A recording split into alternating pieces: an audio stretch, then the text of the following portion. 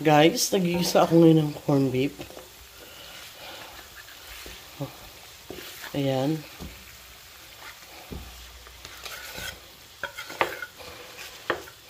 Luto tayo ng corned beef. Lalagyan natin ng gulay mamaya.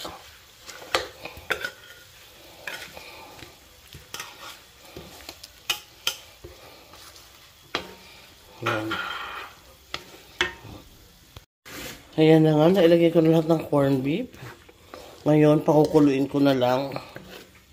Tapos maya-maya, pagkakulo niya ng isang kulo, lalagyan ko ng tomato paste.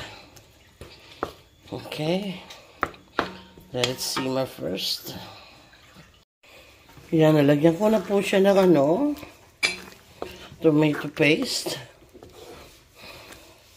Ngayon, pakukulin lang ulit natin siya. Paiga-igahin lang natin ng konti. Medyo iga-iga lang. Mga 10 minutes or 7 minutes boil. And then, I'll put the vegetable.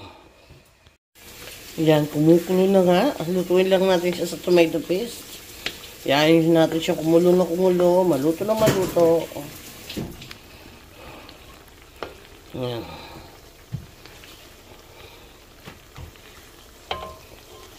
Maya-maya lang lalagay ko na yung gulay.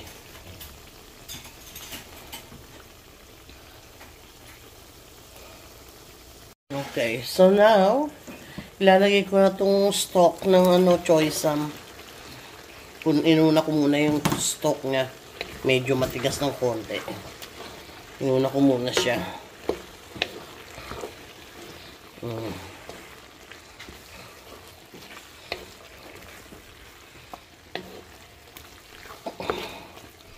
Tapos, ilalagay ko na itong choy sam na dahon. Maraming dahon, maraming vegetable. Yan. Diba? Tapos, haluin lang natin siya. Haluin. Mix, mix, mix, mix. Mix, mix, mix, mix. That's it. Sarap niya, madaming gulay.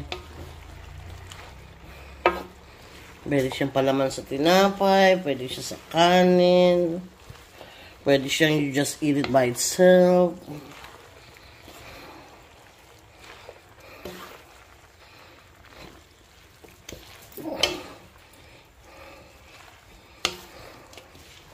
Just like that.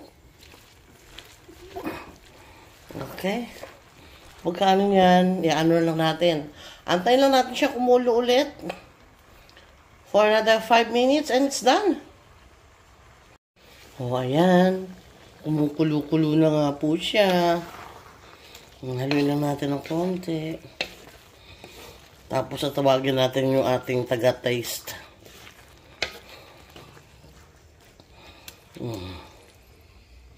Pa?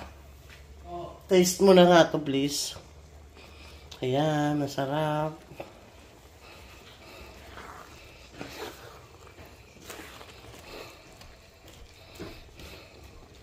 I didn't put any water kasi yung gulay niya yun na nagtutubig.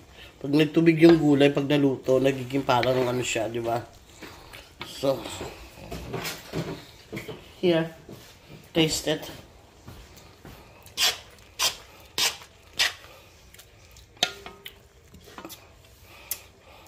It's better with your vegetable.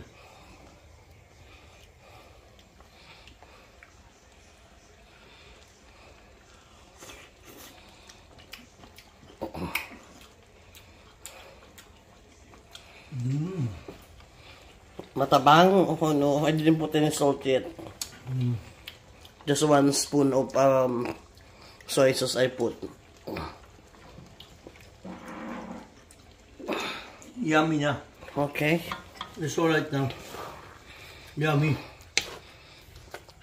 Should be alright now. Another 2 minutes. Yeah. Okay, guys. Another 2 minutes done. Thanks for watching, and my cooking is done. He said it's good. Thanks for watching. Bye-bye.